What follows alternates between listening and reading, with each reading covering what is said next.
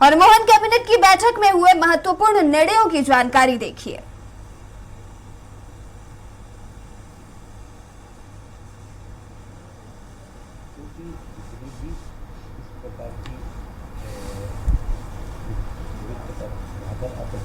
भरे जाते हैं, उनकी सूची भी प्रतीक्षा सूची से भरे जाने के प्रावधान है। प्रतिनियुक्ति पर भेजे गए शासकीय सेवक जो आगामी वर्ष अर्थात पदोन्नति वर्ष में उपलब्ध नहीं होंगे के पद के विरुद्ध पदोन्नति का प्रावधान किया गया है। कई बार जब किसी व्यक्ति को बाहर भेज देते हैं किसी दूसरे उसमें, तो उसका पद रिक्त हो जाता है, वहाँ पर हम पदोन्नति कर सकेंगे।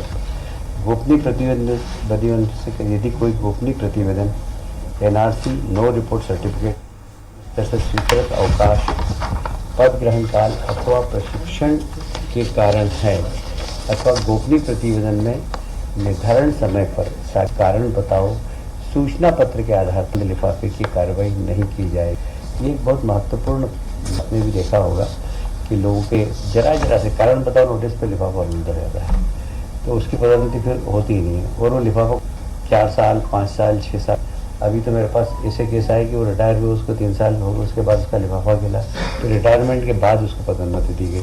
ये सब जितनी भी इस प्रकार के प्रावधान थे उसको ठीक किया गया है। कुल मिलाकर पदोन्नति के पद जिस दिन उपलब्ध हो उसी दिन उपयुक्त योग्य एवं आरक्षित पदों के प्रतिनिधित्व को ध्यान में रखकर भरे जा सकेंगे। इस तरह के प्रावधान किए गए हैं। लगभग 2 लाख रिक्त पद सर्जित होंगे ताकि प्रशासन में सुधार एवं कार्यदक्षता बढ़ेगी। यह आज का बहुत महत्वपूर्ण मध्य प्रदेश के कर्मचारियों के लिए है और लोगों के नई भर्ती के दरवाजे भी खुलेंगे। एक और महत्वपूर्ण निर्णय आज सक्षम आंगनवाड़ी एवं पोषण 2.0 योजना के अंतर्गत विशेष जनजाति क्षेत्रों में PM जनमन कार्यक्रम हेतु 459 नवीन आंगनवाड़ी केंद्रों की स्थापना, संचालन एवं भवन निर्माण की स्वीकृति दी गई है। 459 आंगनवाड़ी केंद्रों के संचालन हेतु आंगनवाड़ी कार्यकर्ता 449 एवं आंगनवाड़ी सहायिका के 459 पद तथा आंगनवाड़ी केंद्रों के परीक्षक हेतु पर्यवेक्षक के 26 पद, नियमित शासकीय सेवक पद मतलब 25,300 80,500 के सृजन की स्वीकृति दी गई है।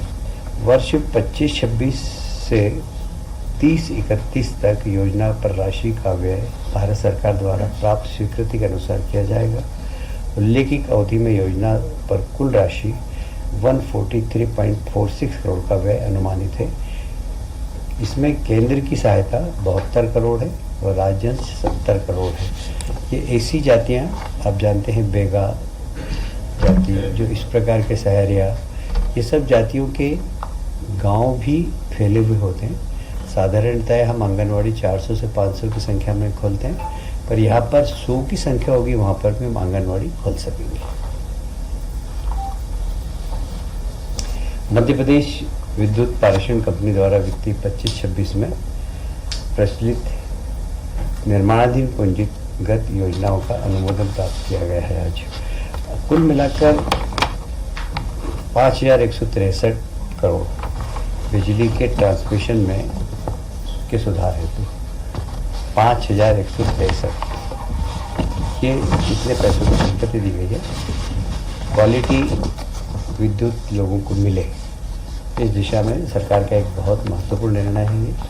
और मुझे लगता है कि इससे लोगों को जो बीच में कभी हम देखते हैं कि बिजली ड्रॉप हो जाती है, वह ड्रॉप होने से बचेंगे।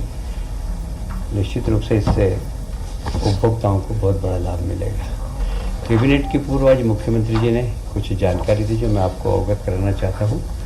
ग्रीष्मकालीन मूंग और उड़द का MSP पर उपार्जन, भारतीय किसान संघ तथा किसानों की चर्चा उपरांत राज्य शासन ने MSP पर ग्रीष्मकालीन मूंग और उड़द के उपार्जन पर निर्णय लिया है। कृषि मंत्रालय भारत सरकार के ग्रीष्मकालीन मूंग तथा उड़द के उपार्जन पर कुल लक्ष्य उत्पादन के अनुमान 25% के स्थान पर 40% का लक्ष्य निर्धारित किया गया है। आज भारत सरकार से उपार्जन की अनुमति तथा लक्ष्य प्राप्त हो गई है। मूंग का MSP 8,682 रुपये प्रति क्विंटल है।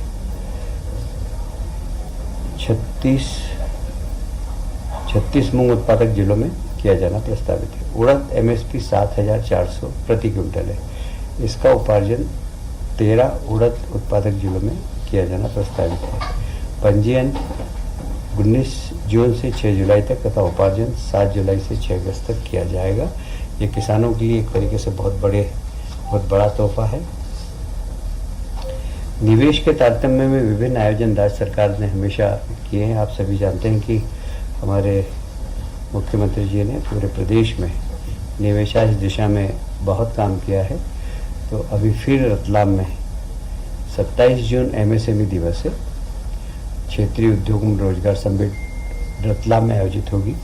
उसी प्रकार राष्ट्रीय इंटरेक्टिव सेशन लुधियाना में 7 जुलाई। आप सभी जानते हैं कि लुधियाना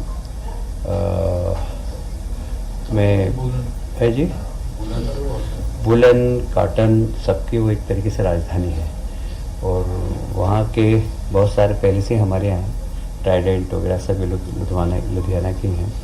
तो ये एक रोजगार देने वाली जो इंडस्ट्री है और इसलिए हम चाहते हैं कि लोगों को रोजगार मूलक इंडस्ट्री यहाँ पर डालें। इस दिशा में मुख्यमंत्री जी लुधियाना जाएंगे और इस दिशा में काम करेंगे। इंदौर में आप जानते हैं मेट्रो का उद्घाटन माननीय प्रधानमंत्री जी ने कर दिया है।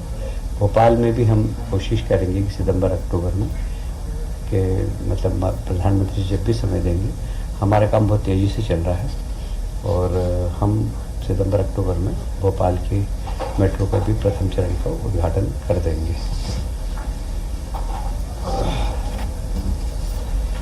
इस बार रक्षाबंधन पर फिर हम 250 रुपये का अतिरिक्त भुगतान हमारी बहनों को करेंगे। लगभग 1,27,00,000 लाडली बहनों को 1250 के अतिरिक्त 250 रुपये और देंगे। यह निश्चित रूप से हमारी लाडली बहनाओं के प्रति जो मुख्यमंत्री जी का अटैचमेंट है।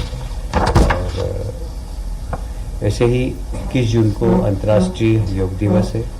अंतर्राष्ट्रीय योग दिवस आप सभी जानते हैं कि प्रधानमंत्री जी ने लगभग 100 से ज़्यादा देशों में अंतर्राष्ट्रीय योग दिवस मनता है।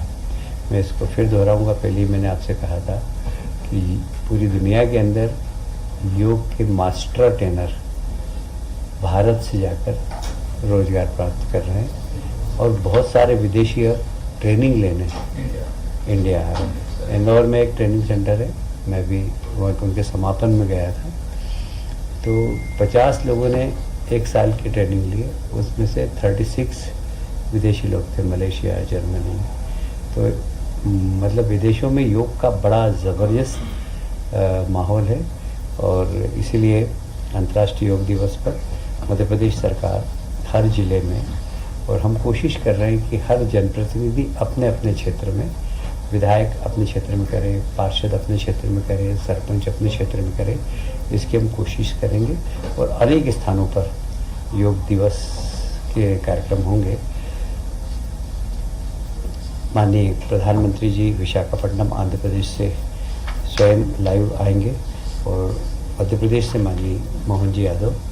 इस सारे ही कार्यक्रम में हम कोशिश करेंगे जहाँ बड़े बड़े मध्य प्रदेश में कार्यक्रम हो, माननीय मुख्यमंत्री जी को भी सुन सके और प्रधानमंत्री जी को भी सुन सके। एक और मैं आपको सूचना देते हुए बड़ा गौरवान्वित महसूस कर रहा हूँ अपने आप को कि पर्यटन की दृष्टि से मध्य प्रदेश में 19.6% पर्यटकों की बढ़ोतरी हुई है इस वर्ष।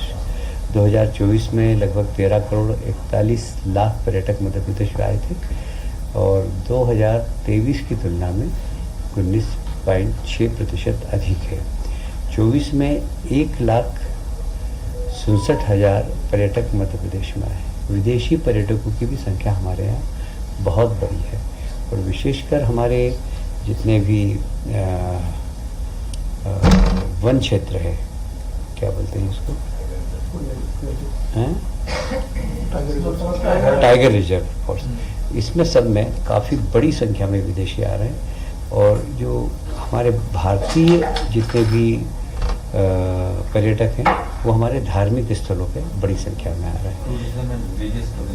दोनों टूरिज्म मतलब इको टूरिज्म और रिलीजियस टूरिज्म, इसमें मध्य प्रदेश में टूरिस्टों की संख्या बड़ी है। और कुछ बाकी